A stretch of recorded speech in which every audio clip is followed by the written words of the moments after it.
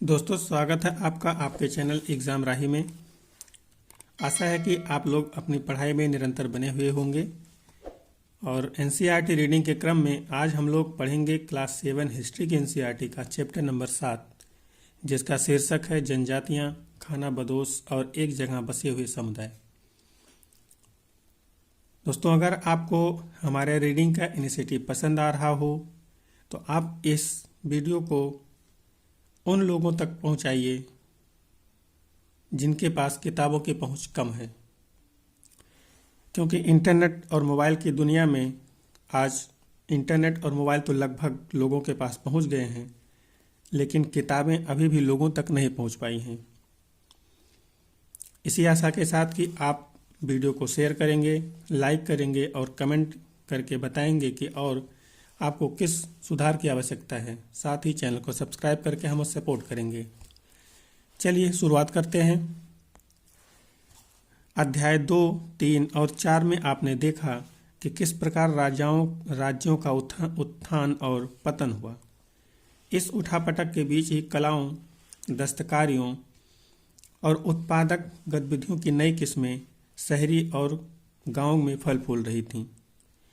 एक लंबे अंतराल में कई महत्वपूर्ण राजनीतिक, सामाजिक और आर्थिक परिवर्तन हुए, लेकिन सामाजिक परिवर्तन हर जगह एक समान नहीं थे, क्योंकि अलग अलग किस्म के समाज अलग अलग तरीकों से विकसित हुए। ऐसा कैसे और क्यों हुआ, यह समझना आवश्यक है।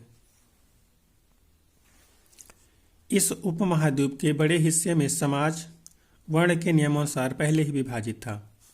ब्राह्मणों द्वारा सुझाए गए ये नियम बड़े बड़े राज्यों के राजाओं द्वारा स्वीकार किए गए थे। इससे ऊंच और नीच तथा अमीर और गरीब के बीच का फासला बढ़ा। दिल्ली के सुल्तानों और मुगलों के काल में श्रेणीबद्ध समाज ज्यादा जटिल हो गया।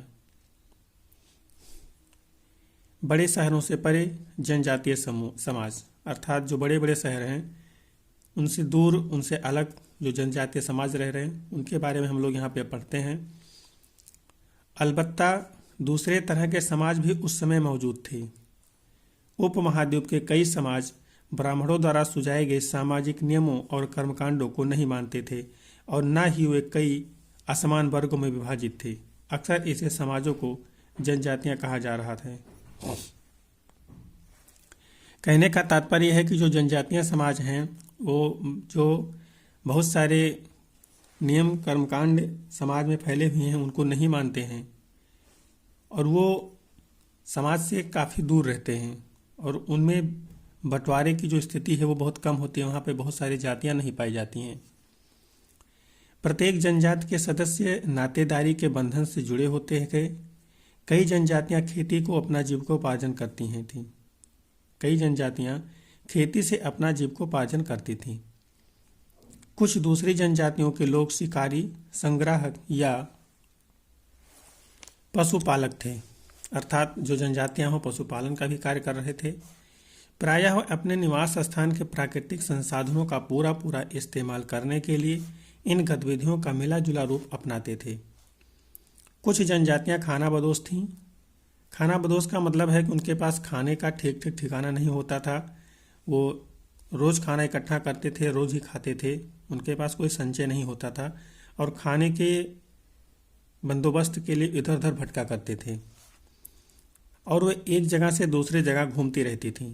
जनजातीय समूह संयुक्त रूप से भूमि और चारागाहों पर नियंत्रण रखते थे और अपने खुद के बनाए नियमों के आधार पर परिवारों के बीच इनका बंटवारा करते थे।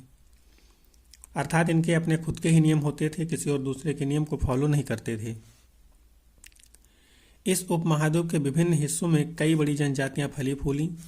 सामान्यतः ये जंगलों, पहाड़ों, रेगिस्तानों और दूसरी दुर्गम जगहों पर निवास करती थीं।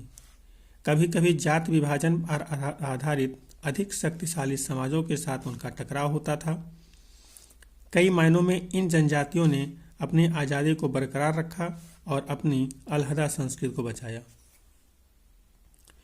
इस तरह से आप लोग देख रहे हैं कि जो जनजातियां हैं इनका अपना खुद का संस्कृति है, लेकिन कभी कभी जो शहरी संस्कृति है, जो शहरी संस्कृति से प्रभावित अन्य संस्कृति गांव की तरफ निवास करती है, जिनका इन जनजातियों से मिलन कई बार होता रहता है, मेल जोल होता रहता है, उनसे भी इनके झगड़े कई बार हो जाया करते हैं, फिर भी ये लोग अपनी संस्कृति को बचा के रखे हुए हैं और एक तरह से वो लोग समाज में अपनी एक अलग पहचान को निरंतर बनाए रखे हैं। वो किसी भी दूसरे के प्रभाव में नहीं आ रहे हैं। लेकिन जाति आधारित और जनजातीय समाज दोनों अपनी विविध किस्म की जरूरतों के लिए एक दूसरे पर निर्भर भी रही। टकराव और निर्भरता के इन संबंध ने दोनों तरह के समाजों को धीरे धीरे बदलने का काम भी किया। अर्थात दोनों टकरा भले रहे थे, लड़ाई झगड़ा भले कर रहे थे, लेकिन दोनों एक दूसरे पर निर्भर थे, क्योंकि कुछ चीज़ें चारागाहों से या कह लीजिए खानाबदोश लोगों से या जनजातियों से जात आधारित जो समाज था उन लोगों को मिलता था, और यहाँ से कुछ चीज़ें उन लोगों को मिलती थीं जो कि जीविकोपार्जन के लिए महत्वपूर्ण थे। अब लोग देखते हैं जनजातीय लोग कौन थे। समकालीन इतिहासकारों और मुसाफिरों ने जनजातियों के बारे में बहुत कम जानकारी दी है। कुछ अपवादों को छोड़ दें तो जनजातीय लोग भी लिखित दस्तावेज नहीं रखते थे, लेकिन समृद्ध रीति रिवाजों और वाचिक मौखिक परंपराओं का वे संरक्षण करते थे। ये परंपराएं हर नई पीढ़ी को विरासत में मिलती थीं। आज के इतिहासकार जनजातियों का इतिहास लिखने के लिए इन वाचिक परंपराओं को इस्तेमाल करने लगे हैं। अर्थात इनके पास अपना कोई लेख नहीं होता था और जो भी रीति रिवाज इनके हुआ करते थे, जो भी इनके परंपराएं होती थी, मौखिक ही हुआ करते थे। एक पीढ़ी से दूसरी पीढ़ी कहानियों के रूप में चलते रहते थे। जनजातीय लोग भारत के लगभग हर क्षेत्र में पाए जाते थे। किसी भी एक जनजाति का इलाका और प्रभाव समय के साथ साथ बदलता रहता था। कुछ शक्तिशाली जनजातियों का बड़े इलाकों पर नियंत्रण था। पंजाब में खोखर जनजाति 13वीं और 14वीं सदी के दौरान बहुत प्रभावशाली थी। अब यहाँ पे जो खोखर जनजाति आपको मिली है, जो कि पंजाब में निवास कर रही, इसको आप नोट कर लीजिए। खोखर जनजाति पंजाब में निवास करती थी। आज के समय में भी अगर पूछा जाएगा तो ये वहीं पे निवास कर रही होंगी। यहाँ बाद में गख्खर लोग ज़्यादा महत्वपूर्ण हो गए। उनके मुखिया कमाल खान गख्खर को बादशाह अकबर ने मनसबदार बनाया था। अब देखिए कि ये लोग भी अपने आप में इम्पॉर्टेंट हैं, महत्वपूर्ण हैं, और इनकी भी एक अपनी हैसियत है, जिसकी वजह से अकबर बादशाह इन्हें मनसबदार बनाता है, एक क्षेत्र का मालिक बनाता है। मुल्तान और सिंध में मुगलों द्वारा अधीन कर लिए जाने से पहले लंगाह और अरघुन लोगों का प्रभुत्व अत्यंत विस्तृत क्षेत्र था। अर्थात जो लंगाह और अरघुन जनजातियां हैं, इनका जो विस्तार है वो बहुत बड़े क्षेत्र पर है, उनका प्रभुत्व भी उस पर कायम है। उत्तर पश्चिम में एक और विशाल एवं शक्तिशाली जनजाति थी बलूच। ये लोग अब अलग अलग मुखियाओं वाले कई छोटे छोटे कुलों में बटे हुए थे। कुल मतलब होता है जो परिवार का समूह होता है, जिसमें कई पीढ़ियाँ होती हैं, बच्चे होते हैं, दादा दादी होते हैं, उसे कुल कहा जाता है। पश्चिमी हिमालय में गड्डी गडेरियों की जनजाति रहती थी। अब यहाँ पे आप देख रहिए गड्डी गडेरियों की जनजाति कहाँ पाई जाती थी, तो पश्चिमी हिमालय में पाई जाती थी।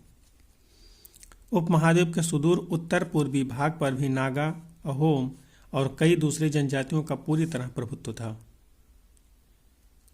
मौजूदा बिहार और झारखंड के कई इलाकों में 12वीं सदी तक चेरों सरदार शाहियों का उदय हो चुका था। अब आप यहाँ पे जो चेर जनजाति है, इनको भी याद रखिए, ये बिहार और झारखंड में पाई जाती हैं। बादशाह अकबर के प्रसिद्ध सेनापति राजा मान सिंह ने 1591 में चेरों पर हमला कर दिया और उन्हें परास्त किया। उन्हें लूट का अच्छा खासा माल इकट्ठा किया गया, लेकिन वे पूरी तरह अधीन नहीं बनाए गए। अर्थात उनसे हमला किया गया, उनको परास्त किया गया, लेकिन उन्हें अपना गुलाम या कह सकते हैं कि अपने राज्य में शामिल नहीं किया गया, या कह सकते हैं कि उनको अपने अधीन नहीं किया गया। अधीनता का अर्थ है कि जो भी उस क्षेत्र का राजा चाहेगा आपको वही करना पड़ेगा। औरंगजेब के समय में मुगल सेनाओं ने चेरों लोगों के कई किलों पर कब्जा किया और जनजाति को अपना अधीनस्थ बना लिया। इस क्षेत्र में रहने वाली महत्वपूर्ण जनजातियों में मुंडा और संताल थे। संताल या इसी को संथाल भी कहा जाता है। यद्यपि ये उड़ीसा और बंगाल में रहते थे। अब आप मुंडा और संथाल के संदर्भ में उड़ीसा और बंगाल को याद रखिए, ये इस क्षेत्र में पाई जाती हैं। कर्नाटक और महाराष्ट्र की पहाड़ियाँ कोली, बेराद तथा कई दूसरे जनजातियों का निवास स्थान था। अब यहाँ पे जो कोली है, बेराद है, ये कर्नाटक और महाराष्ट्र में पाई जा रही हैं। आप इनको याद रखिए, इनको नोट करिए। कोली लोग गुजरात के कई इलाकों में भी रहते थे। कुछ और दक्षिण में भी कोरागा, वेतर, मारवाड़ और दूसरी जनजातियों की विशाल आबादी थी। अर्थात जो दक्षिण के इलाके हैं, सुदूर दक्षिण है अपना, वहाँ पे कोरागा, बेतर और मारवाड़ जातियाँ रहती हैं। भीलों की बड़ी जनजाति पश्चिमी और मध्य भारत में फैली हुई थी। 16वीं सदी का अंत आते आते उनमें से कई एक जगह बसे हुए खेतिहर और यहाँ तक कि जमींदार बन चुके थे। तब भी भीलों के कई कुल शिकारी संग्राहक बने रहे। मौजूदा छत्तीसगढ़, मध्य प्रदेश, महाराष्ट्र और आंध्र प्रदेश में गोंड लोग बड़ी तादाद में फैले हुए थे। अब जो गोंड है, इनके बारे में आप नोट कर लीजिएगा कि ये छत्तीसगढ़, मध्य प्रदेश और महाराष्ट्र, आंध्र प्रदेश में फैले हुए हैं। यहाँ पे लोग निवास करते थे। यहाँ पे आप मैप को देखिए। मैं आपको मैप में इन लोगों की लोकेशंस को दिखाता हूँ, कुछ लोगों की। जैसे जो खोखर है वो इधर देखिए एकदम ऊपर की तरफ निवास कर रही है। लंगहा यहाँ पे है, अरघुन यहाँ पे है, समास यहाँ पे है, कोली या देखिए यहाँ पे है, भील यहाँ पे है। और देखिए जो भील थी वो कई जगह निवास कर रही थी, तो इधर भी है, कोली इधर भी है। कोरागा का नाम आपने देखा था, कोरागा इस क्षेत्र में निवास कर रही है। वेतर यहाँ पे निवास कर रही है। मारवाड़ यहाँ पे इधर क्षेत्र में निवास कर रही है। बादागस इस क्षेत्र में निवास कर रही है। कोयासा आपने सुना, ये यहाँ पे निवास कर रही है। खोंड यहाँ पे निवास कर रही है, आप देखिए। मुंडा जो जनजाति है वो यहाँ पे निवास कर रही है। और संताल जो है वो देखिए यहाँ पे निवास कर रही है। साथ ही जो अहोम को आप देखेंगे तो एकदम से पूर्व में यहाँ पे निवास कर रही है। और खासी भी इसी के पास नीचे निवास कर रही है। तो इस तरह से आप देख रहे हैं कि हमने मैप के द्वारा भी आपको दिखाया कि कौन सी जातियाँ, जनजातियाँ कहाँ पे निवास कर रही हैं। आप इनको अपने मैप में ज़रूर से ज़रूर नोट कर लीजिएगा। इससे आपको कोई भी स्टेट का नाम याद करने की ज़रूरत नहीं पड़ेगी, आपको ये अपने आप याद हो जाएगा। खानाबदोश और घुमंतू लोग कैसे रहते थे, अब इनके बारे में देखते थे। इनका रहन सहन कैसा होता था, कैसे रहते थे। खानाबदोश चरवाहे अपने जानवरों के साथ दूर दूर तक घूमते थे। उनका जीवन दूध और अन्य पशुचारी उत्पादों पर निर्भर था। वे खेतिहर गृहस्थों से अनाज, कपड़े, बर्तन और ऐसी ही चीज़ों के लिए ऊन, घी इत्यादि का विनिमय भी करते थे। अर्थात वो अपना कुछ सामान देते थे और उनसे कुछ सामान, जो भी उनके रोज़मर्रा के सामान होते थे, उनको लेते थे। विनिमय का अर्थ ही होता है लेन देन। कुछ खानाबदोश अपने जानवरों पर सामानों की ढुलाई का काम भी करते थे। एक जगह से दूसरी जगह आते जाते हुए सामानों की खरीद फरोख्त करते थे। बंजारा लोग सबसे महत्वपूर्ण व्यापारी खानाबदोश थे। मतलब जो बंजारा जनजाति है वो सबसे महत्वपूर्ण खानाबदोश व्यापारी जनजाति हुआ करते थे उस समय। उनका कारवां टांडा कहलाता था। अब यहाँ पे आपको जो याद रखना है, वो जो टांडा शब्द है ये आपके एग्जाम में पूछा जाएगा। जो टांडा है वो जो बंजारा जनजाति है उनका कारवां जो बनता है व्यापारी के रूप में, उसे टांडा कहा जाता है। उनका जो कारवां है उन्हें टांडा कहा जाता है, ये आप नोट कर लीजिए। सुल्तान अलाउद्दीन खिलजी बंजारों का ही इस्तेमाल नगर के बाजारों तक अनाज की ढुलाई के लिए करते थे। बादशाह जहांगीर ने अपने संस्मरणों में लिखा है कि बंजारे विभिन्न इलाकों से अपने बैलों पर अनाज ले जाकर शहरों में बेचते थे। सैन्य अभियानों के दौरान वे मुगल सेना के लिए खाद्यान्नों की ढुलाई का काम करते थे। किसी भी विशाल सेना के लिए 1 लाख बैल अनाज ढोते थे। मतलब जो बहुत बड़ी सेनाएं हुआ करती थी उनके लिए जो अनाज ढोने का काम करते थे 1 लाख बैल मिल करके करते थे, क्योंकि सेना बड़ी होती थी, उनके लिए अनाज 1-2 बैल की बस की बात नहीं होती थी।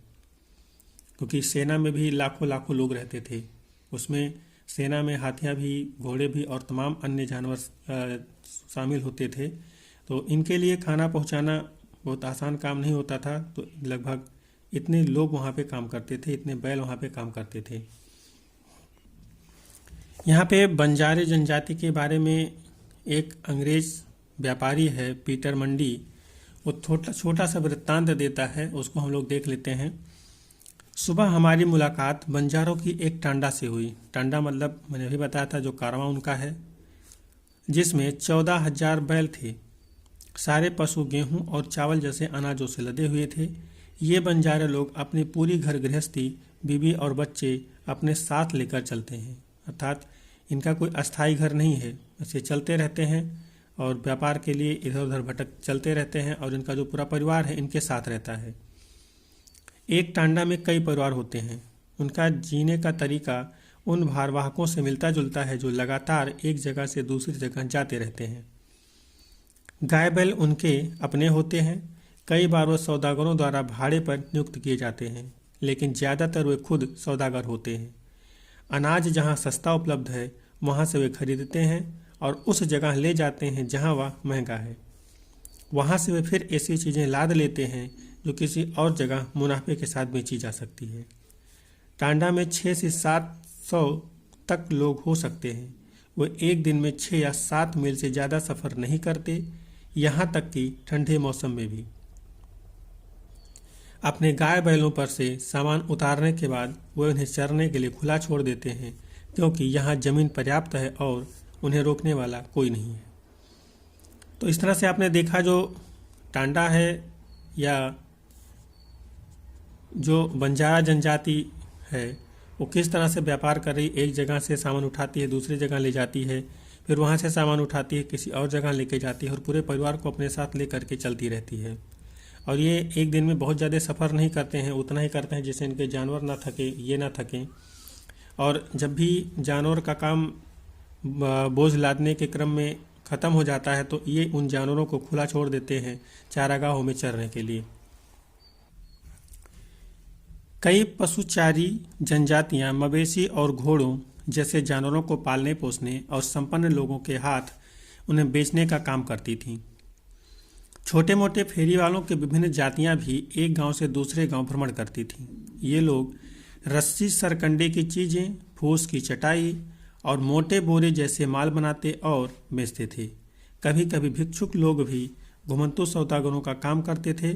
नर्तकों, गायकों और अन्य तमाशबीनों की भी जातियां थीं जो विभिन्न नगरों और गांवों में कमाई के लिए अपनी कला का प्रदर्शन करती थी। तो इसमें ऐसा कुछ नहीं है कि जिसको बहुत ज़्यादा एक्सप्लेन करने की ज़रूरत हो, और हम लोग आगे चलते हैं। अब हम लोग देखते हैं बदलता समाज, नई जातियां और श्रेणियां, अर्थात समाज में बदलाव कैसे हो रहे हैं, नई जातियों की उत्पत्ति कैसे हो रही है और नई श्रेणियां कैसे बन रही हैं।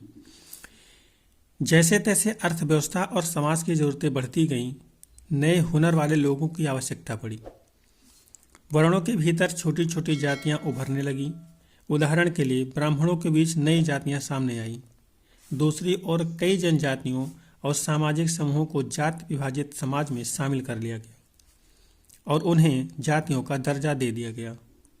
विशेषज्ञता प्राप्त शिल्पियों, सुनार, लोहार, बढ़ई और राजमिस्त्री को भी ब्राह्मणों द्वारा जातियों के रूप में मान्यता दे दी गई। वर्ण के बजाय जाति समाज के संगठन का आधार बनी, अर्थात जो जातियां या जो लोग अभी जातियों में विभाजित नहीं थे उन्हें जातियों में विभाजित कर दिया गया। जो जिस काम को कर रहा था उसको उसी जाति का बना दिया गया।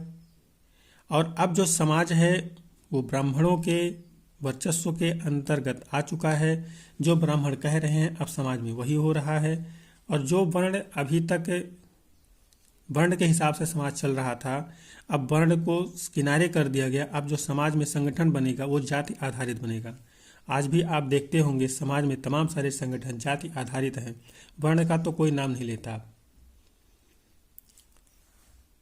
चलिए हम लोग अब आगे देखते हैं। 11वीं और 12वीं सदी तक आते आते क्षत्रियों के बीच नए राजपूत गोत्रों की ताकत में काफ़ी इजाफा हुआ।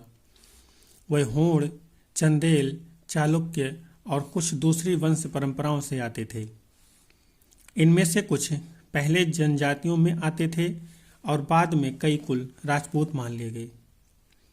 अर्थात जो हूण, चंदेल, चालुक्य और कुछ अन्य परंपरा के लोग थे, ये लोग पहले जनजातियों के अंतर्गत ही थे, लेकिन बाद में कुछ इनके कार्य की वजह से इन्हें राजपूत मान लिया गया।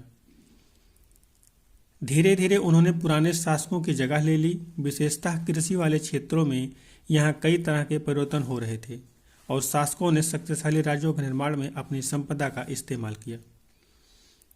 अर्थात इन जो जनजातियां थीं जो राजपूत मान ली गई, इन्होंने कई जगह राजाओं का ही स्थान ले लिया और अपने जो वर्चस्व है उसको आगे बढ़ाने का कार्य किया। खासकर कृषि वाले क्षेत्र को इन्होंने अपने अंडर में लिया, क्योंकि कृषि क्षेत्र से ज़्यादा फायदा होता था। शासकों के रूप में राजपूत गोत्रों के उदय का उदाहरण जनजातीय लोगों ने अनुसरण किया।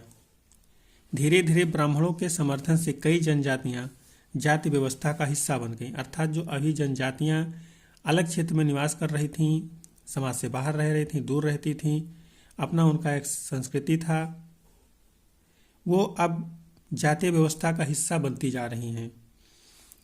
लेकिन केवल प्रमुख जनजातीय परिवार ही शासक वर्ग में शामिल हो पाए। उनकी बहुसंख्यक आबादी समाज की छोटी छोटी जातियों में ही जगह बना पाई।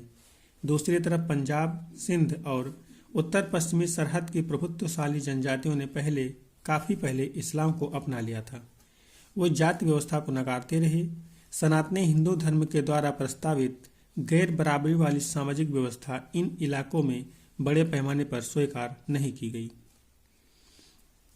अर्थात बहुत सारे इलाके ऐसे थे जहाँ पे जाति व्यवस्था को नकारा गया और जिसकी वजह से वहाँ पे लोगों ने इस्लाम धर्म को कबूल कर लिया, क्योंकि उसमें जाति व्यवस्था नहीं हुआ करती थी। और समय के साथ ये जो इलाके हैं ये बढ़ते गए, जिन्होंने ब्राह्मणों के वर्चस्व वाले किसी भी नियम कानून को नहीं माना और इनका एक अपना जो दायरा था वो बढ़ता चला गया। राज्यों की उत्पत्ति जनजातीय लोगों के बीच हुए सामाजिक बदलाव से गहराई से संबंधित है। हमारे इतिहास के इस महत्वपूर्ण हिस्से के दो उदाहरण नीचे उल्लिखित हैं।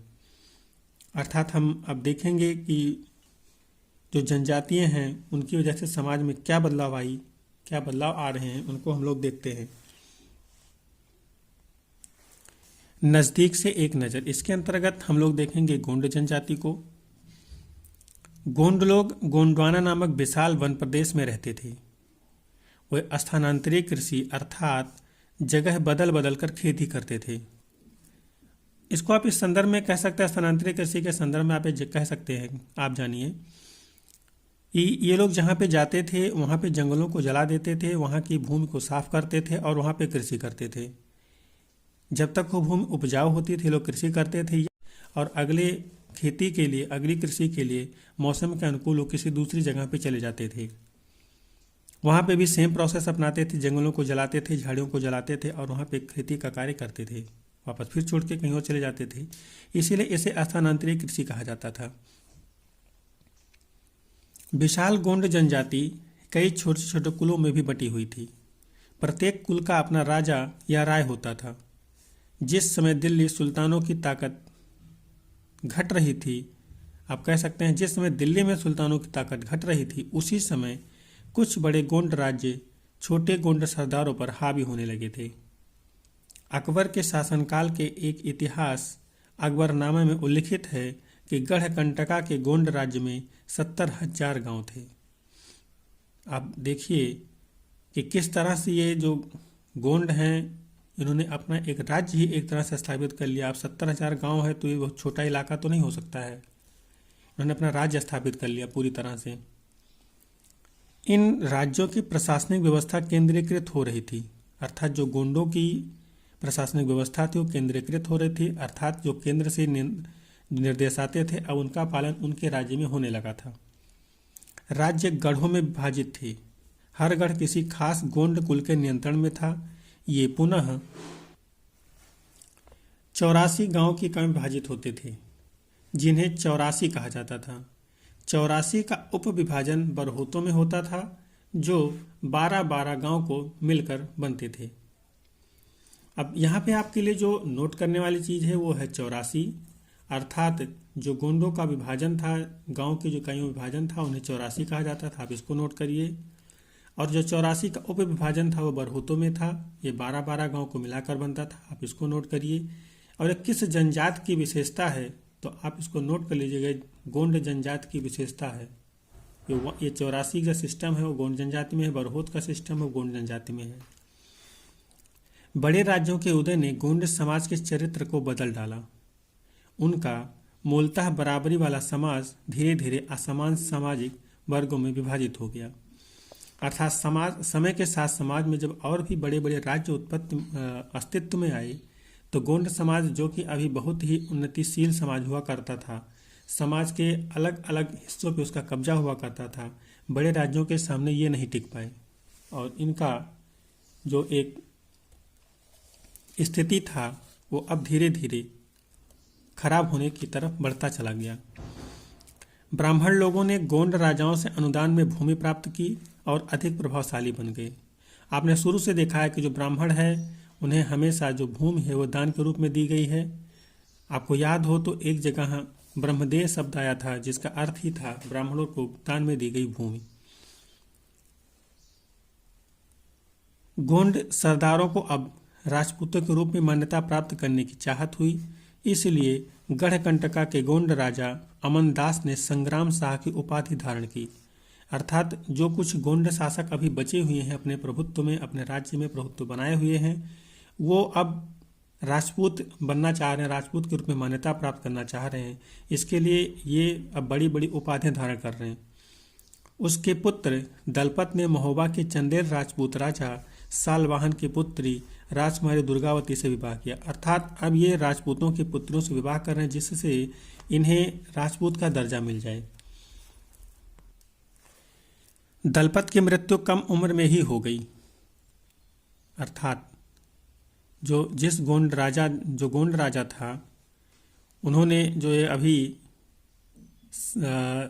राजपूत कन्या से विवाह किया था उनकी मृत्यु हो गई।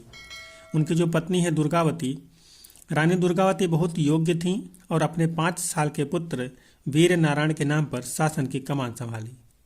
उसके समय में राज्य का और अधिक विस्तार हुआ। 1565 में आसिफ खान के नेतृत्व में मुगल सेनाओं ने गढ़कंटका पर हमला किया। रानी दुर्गावती ने इसका जमकर सामना किया। उसकी हार हुई और उसने समर्पण करने की बजाय मर जाना बेहतर समझा। उसका पुत्र भी तुरंत बाद लड़ता हुआ मारा गया। अब देखिए, जो एक क्रम था कि वो लोग राजपूत का दर्जा प्राप्त करना चाहते थे, जिसके लिए उन्होंने राजपूत कन्या से विवाह किया, लेकिन संयोग बस जो राजा था जिसने विवाह किया वो जल्दी ही मृत्यु को प्राप्त हो गया। तो उसकी जो रानी दुर्गावती थी बहुत ही कह सकते हैं कि योग्य थी। उन्होंने अपने जो पुत्र है उसका वीर नारायण उसके नाम पे शासन संभाला, लेकिन इसी बीच में उसके ऊपर मुगलों का हमला होता है और वो पराजित होती है, उसका पुत्र पराजित होता है और ये मारे जाते हैं। इस तरह से उनका जो एक राज्य है, उनका जो अस्तित्व है वो समाप्त हो जाता है। लेकिन यहाँ पे जो एक जानने वाली चीज़ है, समझने वाली हो, ये है कि जिस जनजातीय समाज को आज हम लोग बहुत ही पिछड़ा समझते हैं, कभी वो भी शासन सत्ता में हुआ करती थी। गढ़कंटका एक समृद्ध राज्य था। अभी जिस रानी दुर्गावती के बारे में हम बात कर रहे हैं उसी के राज्य की बात कर रहा है गढ़कंटका। इसने हाथियों को पकड़ने और दूसरे राज्यों से उसका निर्यात करने के व्यापार में खासा धन कमाया। जब मुगलों ने गोंडों को हराया तो उन्होंने लूट में बेशकीमती सिक्के और हाथी बहुतायत में हथिया लिए। उन्होंने राज्य का एक भाग अपने कब्जे में ले लिया और शेष वीर नारायण के चाचा चंद्र शाह को दे दिया। गढ़कंटका के पतन के बावजूद गोंड राज्य कुछ समय तक चलता रहा, लेकिन वह काफ़ी कमज़ोर हो गए और बाद में अधिक शक्तिशाली बुंदेलों और मराठों के खिलाफ उनके संघर्ष असफल रहे। अर्थात अब वो किसी के खिलाफ भी युद्ध में सफल नहीं हो रहे और धीरे धीरे उनका जो राज्य है वो पूरी तरह से पतन के दौर से गुजरता हुआ खत्म हो गया। अब हम दूसरी एक जनजाति के बारे में देखते हैं, अहोम जनजातियां हम लोग पढ़ते हैं। अहोम लोग मौजूदा म्यांमार से आकर 13वीं सदी में ब्रह्मपुत्र घाटी में आ बसे। उन्होंने भुइयाँ अर्थात भूस्वामी लोगों से पुरानी राजनीतिक व्यवस्था का दमन करके नए राज्य की स्थापना की। अब देखिए, ये लोग भी इतने शक्तिशाली हैं, इतने लड़ाकू हैं कि उन्होंने अपने एक राज्य की स्थापना कर लिया।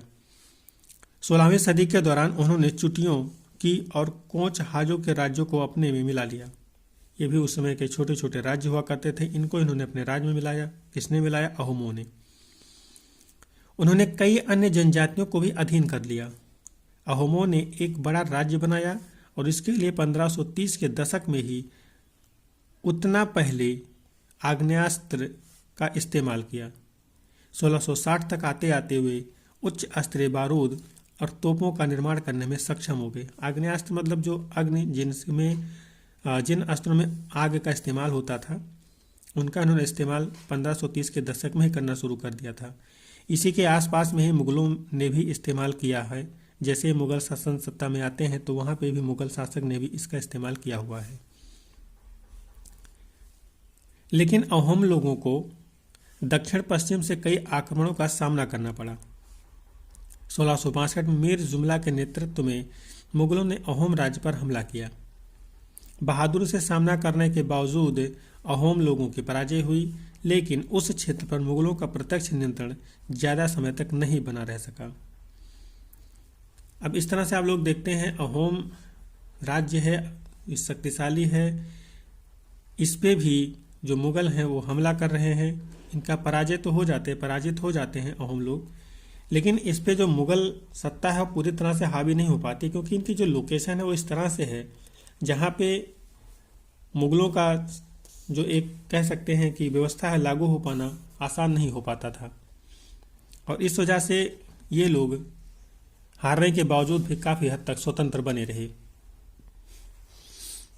अहोम राज्य बेगार पर निर्भर था। बेगार का अर्थ आप कह सकते हैं कि काम तो लिया जाए लेकिन उसका कोई मेहनताना ना दिया जाए।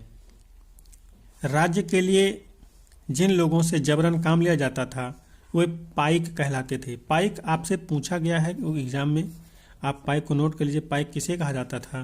तो जिन लोगों से जबरन काम लिया जाता है उन्हें पाइक कहा जाता है। अहोम राज्य में एक जनगणना की गई थी। प्रत्येक गांव को अपनी बारी आने पर निश्चित संख्या में पाइक भेजने होते थे। मतलब जबरदस्ती काम करने वाले, तरह से गुलाम कर लीजिए आप, वो राज्य की सेवा में भेजना होता था। इसके लिए जनगणना के बाद सघन आबादी वाले इलाकों से कम आबादी इलाकों में लोगों को स्थानांतरित किया गया था। इस प्रकार अहोम कुल टूट गए। 17वीं शताब्दी का पूर्वार्ध पूरा होते होते प्रशासन खासा केंद्रीकृत हो चुका था। कहने का तात्पर्य है कि जो पाइक होते थे और राज्य की सेवा में जाते थे, बेकारी करते थे, उससे उनका कोई मेहनताना नहीं मिलता था। जनगणना जब इन लोगों की करवाई जाती थी, जिस भी राज्य का उस पर शासन था, मुगलों का शासन था, तो उसमें जिस क्षेत्र में इनकी जातियाँ जनसंख्या कम होती थी, वहाँ पे जहाँ पे ज़्यादा होती थी वहाँ से लोगों को उस जगह पे लाके बसाया जाता था। इस क्रम में आप समझ सकते हैं कि इनका जो सामाजिक ताना बाना है वो टूटता है, और किसी भी व्यक्ति का टूटेगा, एक जगह से दूसरी जगह जाके वो बसता है तो उसके व्यवहार में, उसके सिस्टम में तमाम तरह से परिवर्तन आते हैं। और जिस इलाके में जाके वो बसता है वहाँ पे उसके उस जगह के रीति रिवाजों को समझने में उसको काफ़ी वक्त लगता है। यही इनके साथ भी हुआ। जब इनकी जनसंख्या को स्थानांतरित किया गया तो इनके कुल भी टूटने लगे, क्योंकि अभी जो परिवार बहुत बड़े बड़े हुआ करते थे, संयुक्त हुआ करते थे, वो छोटे छोटे हुए, क्योंकि इन्हीं परिवारों से लोगों को एक जगह से दूसरी जगह ले जाया गया। लगभग सभी वयस्क पुरुष युद्ध के दौरान सेना में अपनी सेवाएं प्रदान करते थे। दूसरे समय में बांध, सिंचाई व्यवस्था इत्यादि के निर्माण या अन्य सार्वजनिक कार्यों में जुटे रहते थे। अहोम लोग चावल की खेती के नए तरीके भी अमल में लाए। इस तरह से हम लोग देख रहे हैं कि ये जो इनकी सेना, ये लोग हैं, सेनाओं में जब भी युद्ध हो रहा है तो उनमें इन्हें अपनी सेवाएं प्रदान करनी है। बाकी समय में वो सिंचाई वगैरह के लिए प्रबंध करने का कार्य करते हैं कि किस तरह से सिंचाई के व्यवस्था को सुदृढ़ किया जाए।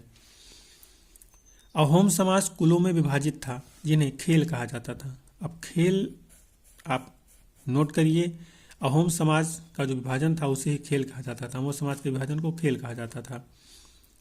वहाँ दस्तकारों की बहुत कम जातियां थीं, इसलिए अहोम क्षेत्र में दस्तकार निकटवर्ती क्षेत्रों से आए थे। एक खेल के नियंत्रण में प्रायः कई गांव होते थे। किसान को अपने ग्राम समुदाय के द्वारा जमीन दी जाती थी। समुदाय की सहमति के बगैर राजा इसे वापस नहीं ले सकता था। अर्थात आप लोग देख रहे हैं जो किस तरह से इनका एक दूसरे पर नियंत्रण है। सामाजिक नियंत्रण इस तरह से है कि कुछ जमीन जो राजा एक बार इन लोगों को दे देता है वो बगैर इस समुदाय के, इस गांव के सहमति के वापस भी नहीं ले सकता है। शुरुआत में अहोम लोग अपने जनजातीय देवताओं की उपासना करते थे, लेकिन 17वीं सदी के पूर्वार्ध में ब्राह्मणों के प्रभाव में बढ़ोतरी हुई। मंदिरों और ब्राह्मणों को राजा के द्वारा भूमि अनुदान में दी गई। शिव सिंह के काल में हिंदू धर्म वहां का प्रधान धर्म बन गया था, लेकिन अहोम राजाओं ने हिंदू धर्म को अपनाने के बाद अपनी पारंपरिक आस्थाओं को पूरी तरह से नहीं छोड़ा था। अहोम समाज एक अत्यंत परिष्कृत समाज था। कवियों और विद्वानों को अनुदान में जमीन दी गई थी। नाट्य कर्म को प्रोत्साहन दिया जाता था। संस्कृत की महत्वपूर्ण कृतियों का स्थानीय भाषा में अनुवाद किया गया था। बुरंजी नामक ऐतिहासिक कृतियों को पहले अहोम भाषा में और फिर असमिया में लिखा गया।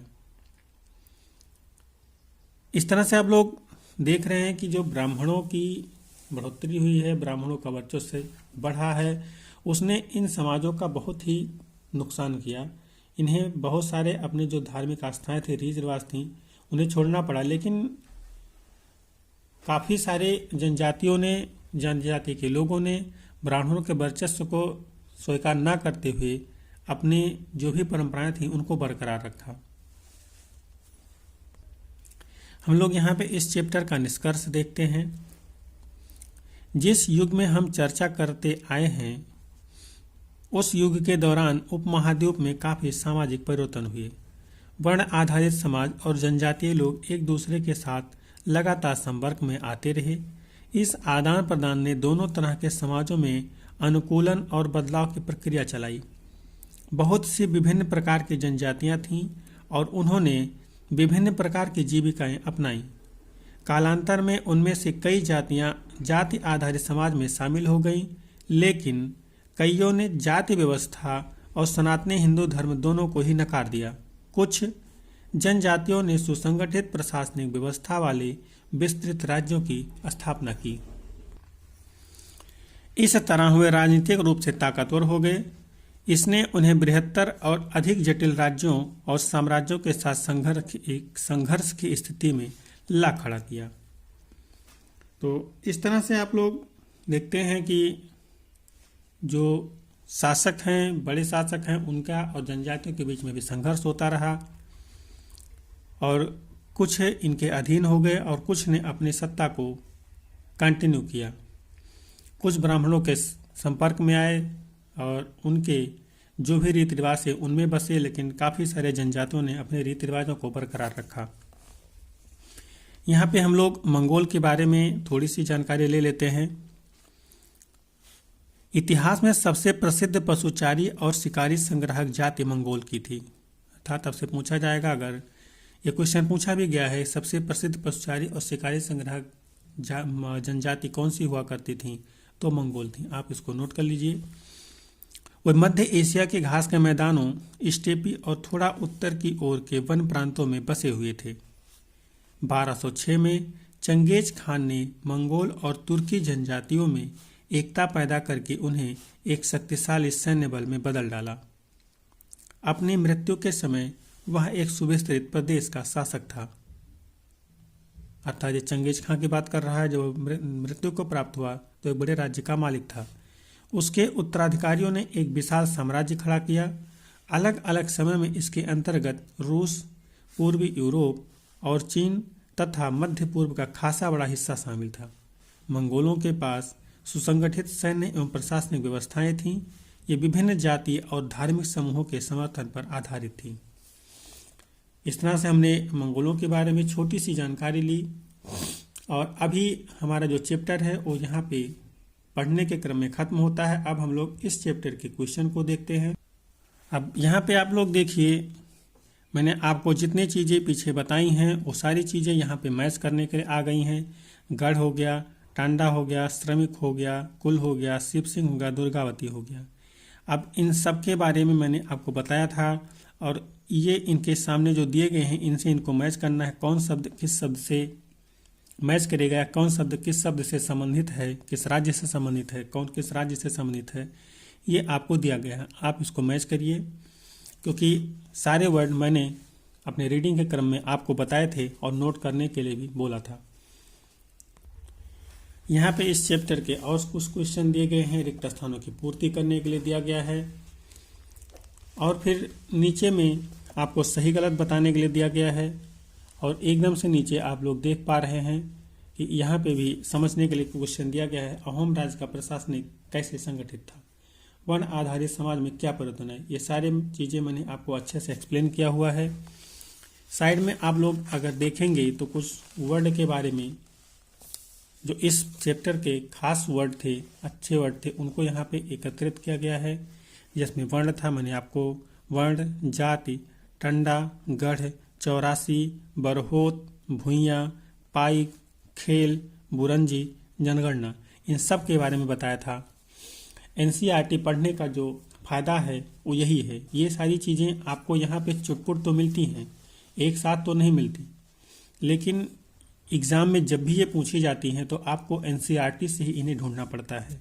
आप किसी और जगह से इनको नहीं खोज सकते। ये छोटी छोटी चीज़ें जो एडवांस की किताबें होती हैं वो मिस कर देती हैं। इसीलिए आपसे बोला जाता है कि आपको एनसीईआरटी पढ़ना चाहिए, और मैं आपको इस एनसीईआरटी का एक सारांश बना के भी पढ़ा सकता हूँ, बता सकता हूँ आपको, लेकिन वो आपके किसी काम का नहीं रहेगा, क्योंकि जो एक समझने का क्रम है, चीज़ें कैसे बदल रही हैं, वो मैं आपको वहाँ पे नहीं बता पाऊँगा। मैं आपको सिर्फ पॉइंट पॉइंट बताऊँगा और आगे निकल जाऊँगा। इसलिए मैं यूट्यूब के इतिहास में, यूट्यूब पे शायद अकेला हूँ जो एनसीईआरटी की रीडिंग करवा रहा है। क्लासेस बहुत सारे लोग चला रहे हैं, हालांकि वो क्लासेस कंप्लीट नहीं हो पाती हैं, बीच में ही बंद कर दी जाती हैं। पेड कोर्स में क्या हाल है मुझे नहीं पता, शायद वहाँ पे भी ऐसा ही कुछ होता हो, लेकिन मुझे कंफर्म नहीं है, मैं नहीं कह सकता उसके बारे में। लेकिन जो फ्री की क्लासेस हैं वहाँ पे किसी भी जगह पे कंप्लीट एनसीईआरटी क्लास उपलब्ध नहीं है। मैं आपको पूरी एनसीईआरटी कंप्लीट करके रीडिंग के क्रम में रीडिंग करते हुए, जो उसके मेन पॉइंट उसको बताते हुए, जो भी समझाने की चीज़ें समझाते हुए पूरी एनसीईआरटी को ख़त्म करूँगा, और उसके बाद आपको एडवांस पे ले चलूँगा। तो आप यहाँ पे बहुत सारी चीज़ें पहले से पढ़े होंगे, आपके जहन में पहले से होंगे, तो वहाँ पे आपको चीज़ें नई नहीं लगेंगी, और इसमें से बहुत सारी चीज़ें आपको एडवांस में मिलेंगी ही नहीं। और ये जो मैच करने वाली चीज़ें हैं, फिल इन द ब्लैंक्स हैं, ये चीज़ें आपके चैप्टर से ही रिलेटेड होती हैं, लेकिन आप एक बार इस चैप्टर को पढ़ने के बाद उसको करने लगिएगा तो शायद आप भूल जाएंगे। तो इस तरह से हम लोग इस चैप्टर के एकदम अंतिम दौर में हैं। इस चैप्टर के कुछ और जो क्वेश्चन एक दो इधर बचे हुए थे, मैं आपको इनको भी दिखा देता हूँ। आप इन क्वेश्चन को भी देख लीजिए, और इनको, जैसा कि मैंने बार बार आपसे बोला है कि क्वेश्चन आप नोट करिए, क्वेश्चन को लिखिए, गलत ही लिखिए लेकिन लिखिए। आपका मकसद सिर्फ लिखना हो, चाहे लिखने की प्रैक्टिस आपकी बने, गलत सही कुछ भी लिखिए। जब आप लिखेंगे तो आपको खुद पता लगेगा कि आप अभी कहाँ पे खड़े हैं। तो इस तरह से हमारा ये चैप्टर यहाँ पे ख़त्म होता है। एनसीईआरटी रीडिंग के क्रम में हमारा ये प्रयास आपको कैसा लगा, और आप हमसे और इतिहास के संदर्भ में, खासकर इतिहास के संदर्भ में क्या आशाएं रखते हैं, और आप हमसे क्या चाहते हैं, आप हमें कमेंट करके बताएं। हम उसको जल्द से जल्द आपके सामने ले करके हाजिर होंगे। अगले वीडियो तक के लिए हम लोग यहाँ पे इस क्लास को एंड करते हैं। आशा है कि आप लोग हमारे वीडियो को लोगों तक पहुँचाएंगे, हमारे चैनल को सपोर्ट करेंगे। मैं वादा करता हूँ आपसे, अगर आपका सहयोग और सपोर्ट रहा तो फ्री की सारी क्लासें इस चैनल पे हर एक सब्जेक्ट उपलब्ध होंगी, और वो इतने आप कह सकते हैं एडवांस लेवल पे होंगी कि जिसके बाद आपको और कहीं भी पढ़ने की ज़रूरत नहीं पड़ेगी। आपके पास अगर बुक्स नहीं है तो भी आप पूरी तरह से अपनी पढ़ाई को सिर्फ एक चैनल से कर पाएंगे, सिर्फ एक सब्जेक्ट नहीं। अगर आपका सपोर्ट रहा तो सारे सब्जेक्ट एनसीईआरटी से लेकर के एडवांस तक मैं आपके लिए लेके आऊँगा। तो चलिए, आप अपनी पढ़ाई को करते रहिए। मेरे से जो भी सहयोग हो सकता है मैं आपके लिए करता रहूँगा। आपको जो भी सहयोग चाहिए आप कमेंट करके बताएं। अगली क्लास तक के लिए जय हिंद।